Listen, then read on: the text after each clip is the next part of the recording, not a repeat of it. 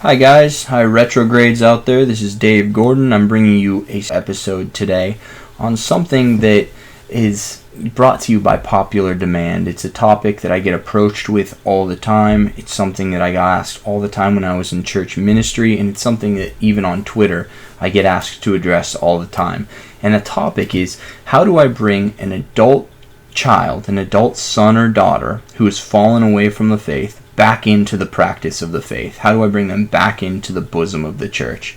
And it's a really salutary thing to be concerned for, of course, because as we know, Catholicism is the true church. It's the right and privileged way to God. It's the way to attain salvation. It's infused with the sacraments, and it's got the fullness of the truths of the Christian faith within it. So we want our kids to be practicing the true faith, of course, because that's true love. Caring for somebody's eternal destination, for their final end, that's the true definition of love. If you love somebody, you want them to be in the Trinitarian embrace for all eternity. You want them to have the beatific vision. So caring for someone's final end is true love. That's why it's false love, it's ersatz love, it's specious love. When people say, oh, I have a homosexual friend and I need to support them and support their decision and support their sinful alternative lifestyle. No, that's an act of hatred. That's a default on the duty to love.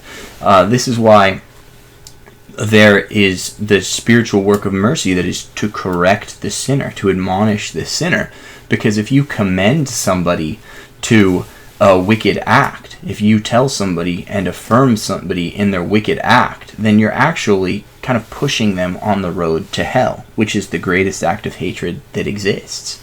So a parent who's concerned with their child and their eternal destination and their practice of the faith, which is going to yield these great spiritual fruits, then they're to be commended, of course. So we want to accompany them and help them in converting or reverting their adult offspring back to the faith. And that's what this video is going to cover. That's what we're going to be talking about today.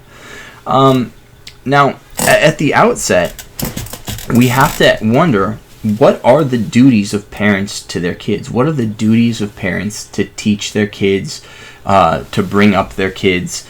And as we know, the chief duty of parents is to love their children, right? And this love is manifest in three ways. First of all, it's an affective and effective love. You need to show and express tenderness to your children, express your love to them, and show in word and deed that you love them. But also, this love manifests itself in how you catechize your children, in the fact that you will evangelize your children. Because, as we've already established, true love means caring for their final end. And the way we achieve our final end is to know, love, and serve God. But you can't know, love, and serve somebody who you have no relationship with, who you are wholly ignorant of. So parents have a duty to teach their children about God so that children can know, love, and serve God, and thereby attain their final destination, which is to be with God for eternity. So that's the second way that parents love their children, is by preparing them for their final end, by teaching them about God. And that teaching component, as we're going to see, has an intellectual component, and it also has a component that has to do with forming the will, and that's important. And number three, parents have a duty to love their children by providing for them, just giving them the basic necessities of life. So what does the Catechism teach about the second prong of how parents love children, which is to catechize and evangelize them? And because that is going to be the basis for the show today. That's the basis for how kids fall away from the faith, is that there was generally an improper catechesis or evangelization during the period of youth. Now, it's not always the case. Sometimes, because of free will, people can choose to fall away no matter what gifts they have been given. They could have grown up in the bosom of the Holy Family and they would fall away because they're just abusing their free will. But that's really rare. It's extraordinary. It's almost like a satanical act of treachery if somebody grows up with perfect models of faith life and perfect instruction in the faith, and abruptly and acutely ruptures their relationship with the faith. They sever themselves from the church despite the great catechesis and love they've been given. So that's the extraordinary situation. That's incredibly rare. Generally, when somebody falls away in a marked way from their faith as an adult, when they turn their back on their upbringing and the traditions and customs of their family, especially those having to do with something that is as important and paramount as faith, it means that something went drastically wrong in the period of formation of their youth. And that's something we have to countenance and humble ourselves about as parents. So, because that's the case in the majority of times when kids fall away, when adult offspring fall away from the faith, is that something went wrong in their catechesis and evangelization in the bosom of the family. We're going to look at what the church teaches about the duty of parents to catechize and evangelize. Now, the church's teaching on catechesis and evangelization of parents to children, it teaches it has two prongs to it. There's two components. There's the component where you have to evangelize your child's intellect and catechize their intellect, teaching them about the doctrines and precepts of the church. But you also, the second component is, you also have to evangelize their will, their emotions.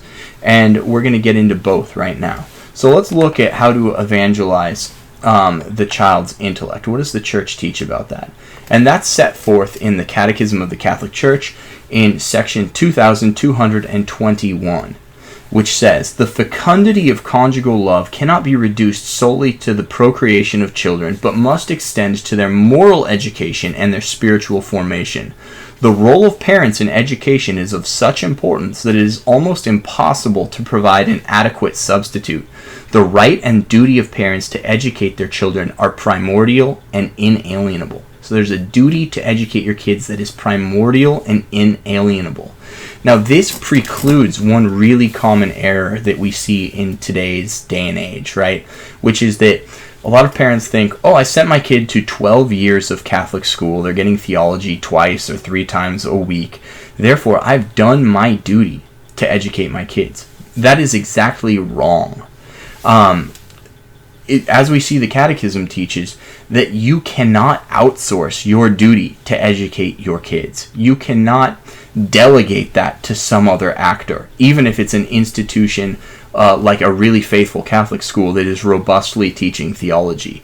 That's still just a supplement to your primary role your role as primary educator of your own kids. The parents are primary educators of their own kids, and the home is the primary school grounds for kids' education. So a lot of people are giving totally deficient instruction to their children, or no instruction to their children at home, but they're blinded to that because they think they're sending their kid to Catholic school and those gaps are being filled. But that's not the case. Okay, so the Catechism moves on. Section 2225. Through the grace of the sacrament of marriage, parents receive the responsibility and privilege of evangelizing their children. Parents should initiate their children at an early age into the mysteries of the faith of which they are the first heralds for their children. They should associate them from their tenderest years with the life of the Church.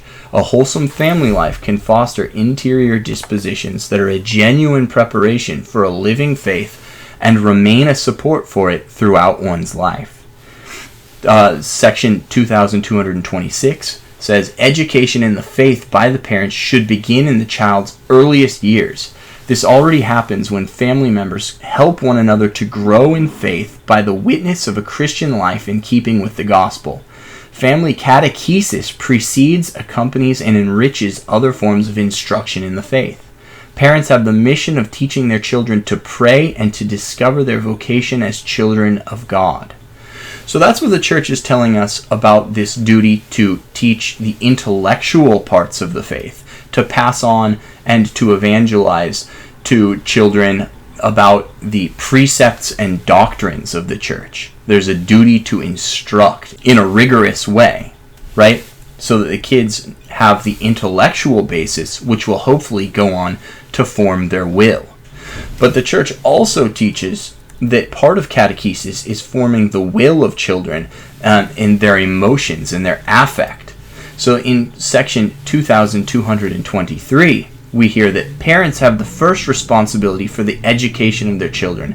They bear witness to this responsibility first by creating a home where tenderness, forgiveness, respect, fidelity, and service are the rule. The home is well suited for education in the virtues. This requires an apprenticeship in self-denial, sound judgment, self-mastery, the preconditions of all true freedom. Parents have a grave responsibility to give good example to their children. By knowing how to acknowledge their own failings to their children, parents will be better able to guide and correct them. So in the home, it's not sufficient to just give teaching through intellectual instruction, although that is irreplaceable and very, very important. That must be done. It's precondition for learning the faith.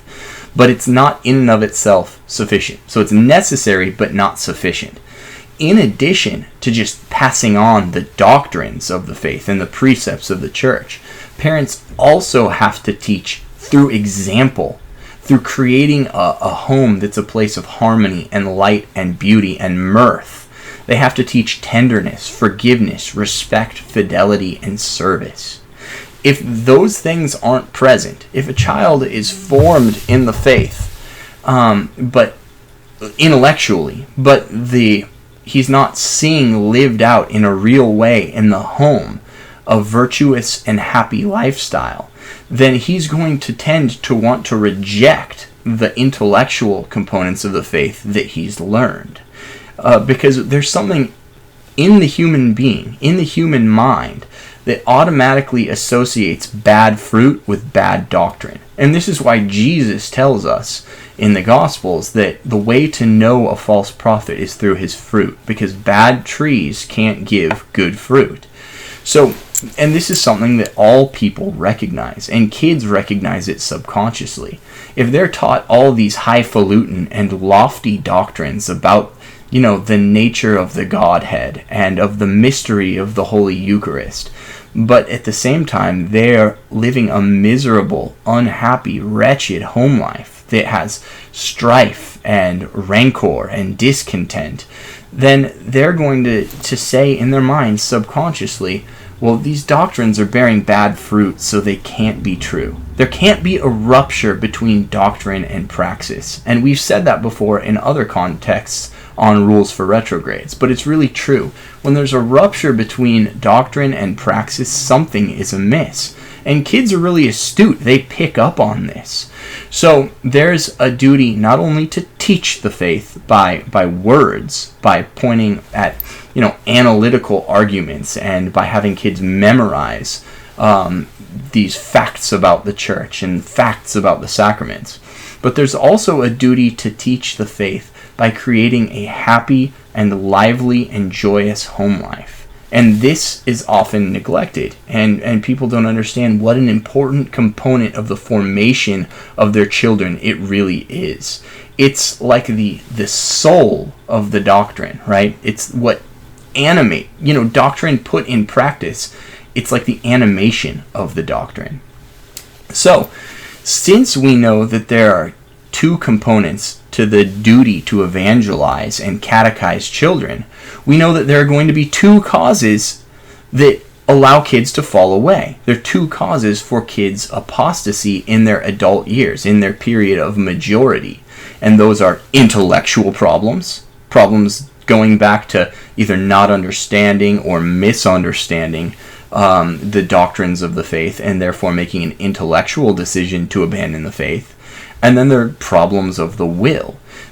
Kids have bad will towards the faith because of problems that they saw in their family life, in their youth, that they're subconsciously connecting to the faith. Both, in the great majority of cases, stem from youth and the period of formation. So intellectual problems and problems of the will both harken back, in the overwhelming majority of cases, in my experience, to youth and the period of formation.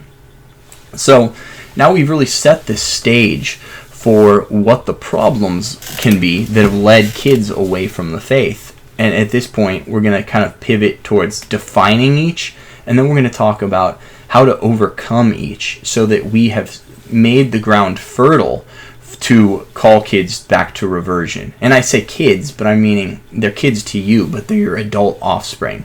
We're going to define the problems of the intellect and the will and talk a little bit about each. And then we're going to talk about how to overcome them so you can most efficaciously call your kids to reversion and, use strategies and tactics that are going to bear the best fruit in returning them to the true faith, the one true faith.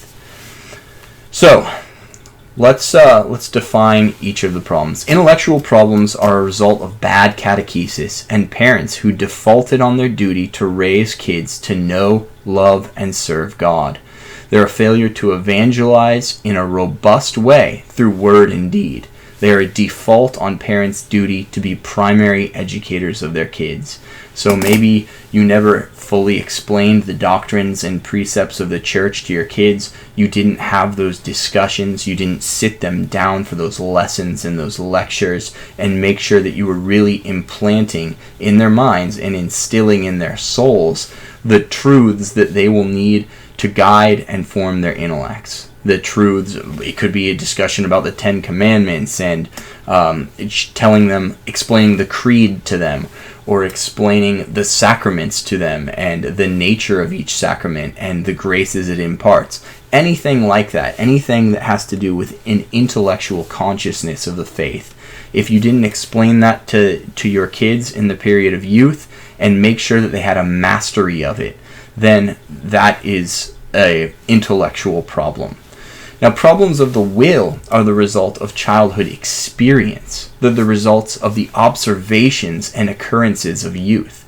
If a child has come to associate his family's faith with his family's identity, and yet his family's identity is a dysfunctional one, his family doesn't function as a proper and wholesome family should, and this can be like whether the parents have a marriage filled with rancor and discord, whether the parents mistreat the child, whether the home is cold and sterile with a lack of love, whether the father is detached from family life, whether there's substance abuse, whether there's divorce and abandonment issues, or whether it's something a little bit more anodyne, a little less offensive than those obvious culprits, then a little bit more quotidian, whether it's just maybe a subtle psychological or emotional abuse, or just being too fractious and having too much strife around the family dinner table or inter-family feuding, then these things are going to leave an impression on the child. The child will hate his upbringing, or at least hate those certain components of his upbringing, and it's really difficult to parse out one component from your upbringing and say, everything was good, but in this way it was really bad. That's not how the human mind works. It kind of rolls things into one ball. So a bad experience kind of can tarnish in the human mind an entire period of time, just as one bad apple will spoil an entire bushel of apples. So insofar as the child hates his upbringing, he's going to transfer, or at least there's going to be a tendency to transfer his hatred of his upbringing to his family's customs, because customs are central in forming identity. I mean, think about it. You had customs growing up, and you hold fast to those, and you want to pass those on, and what you do kind of becomes partly who you are. So if a child hates his family's identity, then he's going to hate his family's customs too. And religion, being the cardinal custom, is going to be no exception. Quite the opposite, it might be the prime target. So if a child hates his upbringing, he's going to turn that hatred of his upbringing, oftentimes, into a hatred of his religion. If a child has wounds from his upbringing, he'll likely feel wounded by his religion. Not that he should. Obviously, we should be able to separate these things in our mind. But the fact of the matter is, the human reality is such that that doesn't often happen. So now I'm going to talk in a really candid way, and I'm not trying to come down on parents whose children have fallen away from the faith, because I understand what a bitter and terrible experience that must be. I have 5 kids myself, and this stuff keeps me up at night because I do love them so much. I want them to attain heaven. I want them to see the truth and live rightly ordered and holy lives. But I also have a duty to just tell the truth candidly and let you digest it the best you can. So I'm going to say this in just a straightforward way. If your kids have fallen away, you have to acknowledge that you have failed as a parent. You have to acknowledge that you have failed as a parent, because your mission as a parent is to get your kids to heaven, especially as a husband and father.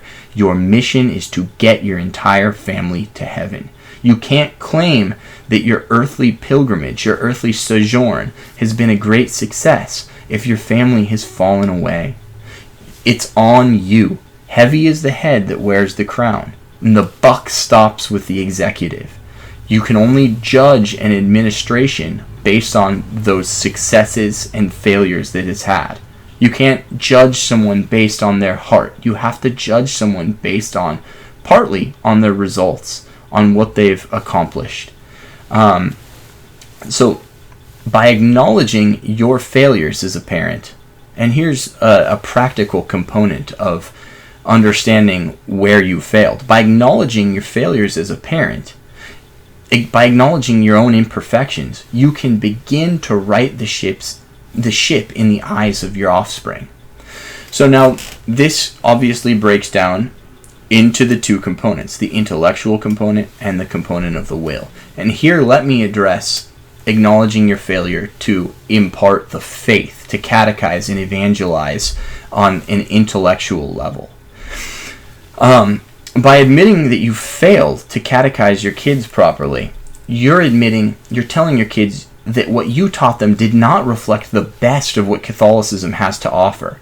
Rather, you're telling them that what you taught them was really a truncated and flawed version of Catholicism.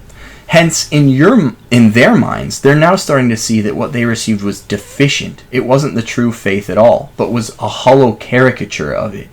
By showing kids the deficiency of the catechesis that you gave to them, you're opening the door for them to want to explore the faith anew, this time in a robust and plenary way, in a full way, where they're really looking to analyze the truth of its doctrines, apart from that truncated and kind of bowdlerized version that they got from you in their youth. They're going to do it in an adult way. If, on the other hand, out of a misplaced pride, you pretend that you were the consummate and flawless teacher, then you're being self-defeating. If you were the perfect teacher and your children were taught the full faith, then there's nothing new for them to explore about the faith. There's nothing to call them out of their apostasy, since in their minds, they've already arrived at a sufficient grasp of the doctrines of the faith, and they've rejected those doctrines. So you can't, without acknowledging and admitting your own failure to properly instruct and catechize, just send books or CDs or talks by Catholic speakers to your kids in hopes that they're going to listen to them and it's going to draw them back into the faith, the way these same books or CDs or talks maybe have enriched your faith life. No, because they have no desire or motivation or impetus to even listen to them or read them, because in their minds they have a pretty solid grasp of the faith and they've rejected it. Why should they retread old ground? Why should they relitigate this issue in their mind? They've already rejected their Catholicism. Why are they going to sit down and read a 200-page book about something they think they know about enough and that they've already rejected? It would be a waste of their time. And that's if you fail to acknowledge that I did not impart the faith correctly to you. If you don't acknowledge that, then they're always going to carry in their minds an understanding, flawed as it is, that they know the faith and they've rejected it properly. So you have to humbly admit to your son or daughter that your failure, that you failed to carry out the grave duty to evangelize. And by doing so, you allow them to say, okay, I need to re-look at the religion of my youth because I didn't fully get it. I need to re-examine it and see if it is, in fact, the true religion. But you're also setting an example. You're able to admit your mistake in not instructing your kids properly. So they're going to learn to admit their mistake in hastily and rashly leaving the Catholic Church. Humility is contagious. And the other problem is, just like how when you get immunized against a certain virus, you're given a weak strain of the virus, and that alerts your immune system to that virus so that it prevents you from catching the full-fledged potent strain.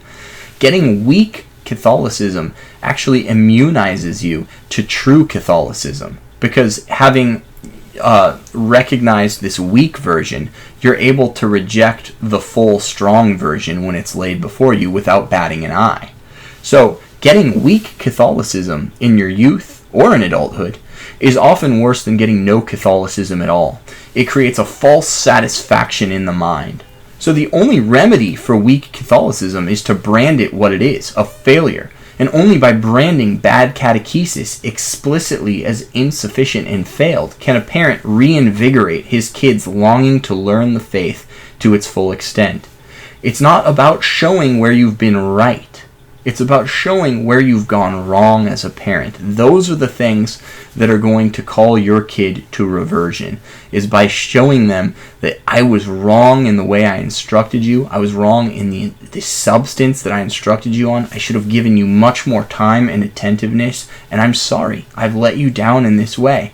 Please allow me to now give you some materials or to make an argument that I never made to you in your youth that could have perhaps swayed you, that could have changed your mind, that could have produced fertile intellectual ground that would have guided your will and helped you stay in the faith. So that, I think, is the answer to an intellectual apostasy. You know, the kids that have been maybe siphoned off by Protestantism and have become evangelicals because maybe one day somebody approached them and said, why do you worship Mary, or why do you believe things that aren't in the Bible? And they just had no good answer because their formation was bad. By acknowledging that you did not tell them what they needed to know in order to properly live and defend their faith, you are going to allow this vacuum where they think, oh, I didn't learn what I should have, and now it's time for me to investigate it, and that will give them the ability and the opportunity to come back into the church after investigating their faith. So that's the answer for an intellectual apostasy, I think. And once you've acknowledged your failure to catechize properly, then you can send the materials and make the arguments. And hopefully those materials and arguments will win their intellect. Hopefully their intellect and their powers of analysis are sound, and that they can follow the chain of logic back into the church. On the other hand, with regard to healing apostasy based on will, the source of the will's disorder, the childhood wound, whatever it is, has to be healed. There's no point in trying to make an intellectual argument to someone to bring them back into the church when it wasn't the intellect that led them astray in the first place. If it was the will that led somebody out of the church, whether it's a subconscious act of rebellion out of anger towards a deep-seated childhood hurt, or some other defect of the will, the defect of the will has to be addressed first. Otherwise, you know, it's like trying to sell somebody on a car that they have no purpose for. If somebody's looking for like a small economy car, and you're trying to sell them a truck, you're barking up the wrong tree. They're not gonna buy it. You have to know what somebody needs in order to approach them and to make a good argument for them to do the thing that you're suggesting they do. So if somebody's having a problem of the will, and that's what's led them out of Holy Mother Church, and you're just making all these intellectual arguments like, no, you don't understand, the church is right in its moral teachings, you're going to get nowhere. You're going to make no headway with your kids. And that's, unfortunately, a lot of what people are doing. So, you have to heal those childhood wounds in order to change the will. And this is likely going to involve asking your son or daughter if you've done something to hurt them, or if there was, in an earnest appraisal of family life and their youthhood, if there was some issue that has made the faith or just has left a lasting bad impression on them, that's kind of pushed them away from the faith or made them have ill will towards the family in general, the home, that primary school grounds. And that's something we really need to investigate and get to the bottom of. And you have to ask this sincerely, because people are loath to go out and say, look, mom and dad, you hurt me in these ways. There's this kind of false bit of wisdom floating around out there where people think that honoring thy father and thy mother means blowing smoke and saying, oh yeah, my childhood was great and there were no problems, even when there were really significant, substantial problems. People think like, oh, we just need to leave the history in the past and not, and let sleeping dogs lie, not drudge up these unpleasant memories. And they think in so doing that they're being pious and holy and good, but they're not. You have to revisit some painful wounds sometimes in order to heal those wounds. So you're going to have to probably, even a little bit, coax your kids to tell you, look, is there a wound that needs healing? Is there something that I did to you? Is there something in the way that I managed the family, that I ran the household, that pushed you away, that made you feel bad, that made you feel unloved? Because remember, the duty to educate is rooted in love. So, and by truly and sincerely asking these things and humbling yourself, lowering yourself, and kind of prostrating yourself figuratively before your kids, they're going to see that you truly care for them. Because it's really hard to humble yourself and to accuse yourself in front of others. So that's like love being acted out. It's love being acted upon. You can't fake that kind of love to debase yourself in front of another person. So, in a way, by asking your kids whether there's some deep wound that you've caused them by your imperfections as a parent, you're showing them that you love them every bit as much as you love yourself. And in so doing, you're living out the gospel.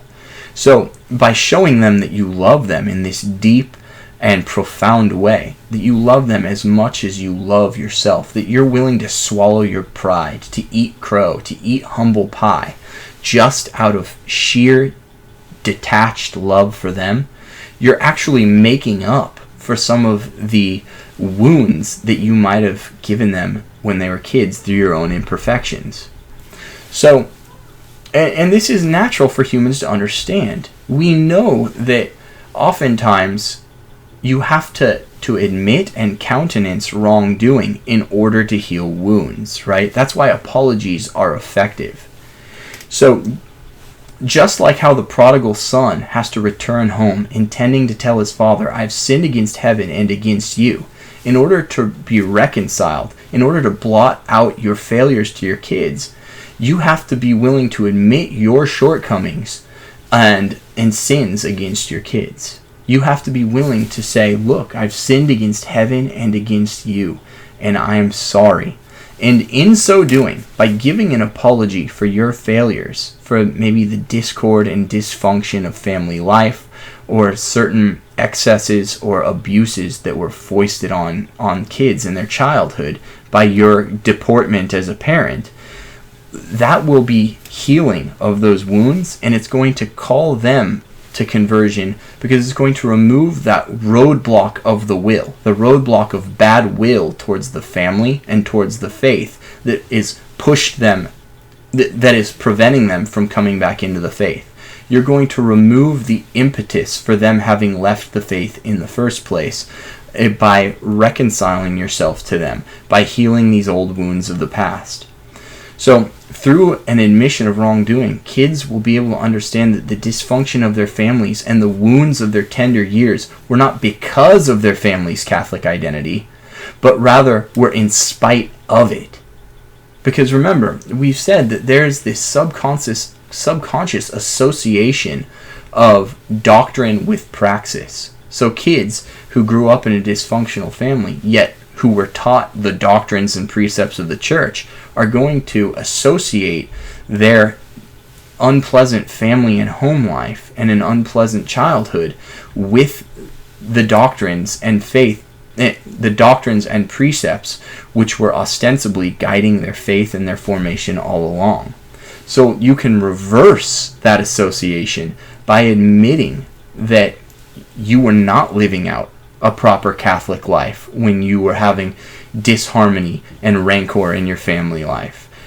And in so doing, you're going to disabuse them of the notion that their faith, these family customs, and these holy traditions were somehow the culprits that caused the wounds of their tender years. To acknowledge your failures to your kids makes this point clear in a way that little else will. So, for both the intellectual falling away and the falling away that has roots in the will, it's important to acknowledge your failures as a parent to your children. When you do so, you are creating an opportunity for kids to want to come back into the faith because you're removing the roadblocks that have been put in the way of them returning to the faith. You're inviting them to convert or to revert, just as you are having a conversion as a parent. You're also leading them by example.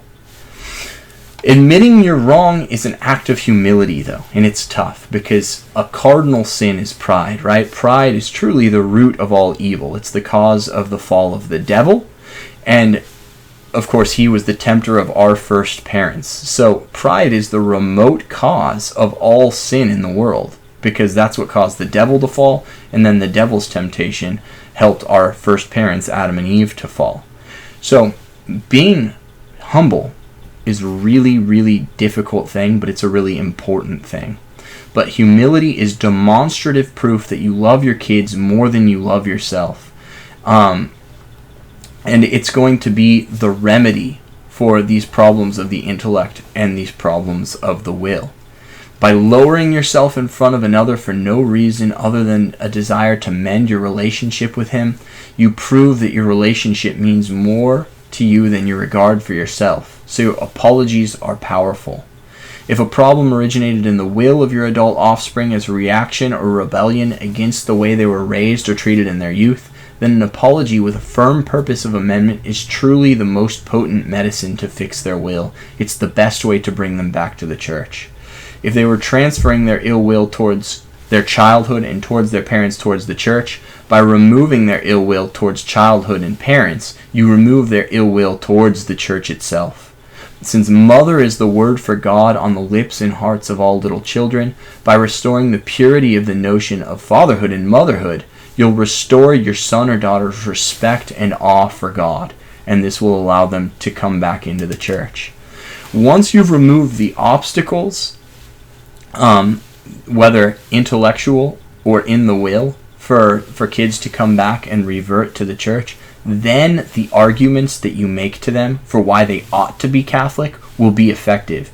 You're giving a chance to those arguments to be effective by going back and doing this remedial work, remediating the mistakes of the past. So once you have fessed up to what you've done to your kids and approach them in a true spirit of humility to acknowledge your mistakes, then, as the Catechism says, you're going to be in a better place to guide and correct them. Then those books and those EWTN shows and the speeches, maybe like Lighthouse Catholic Media CDs, then those things can do their job and make an intellectual conversion that will effectively form the will.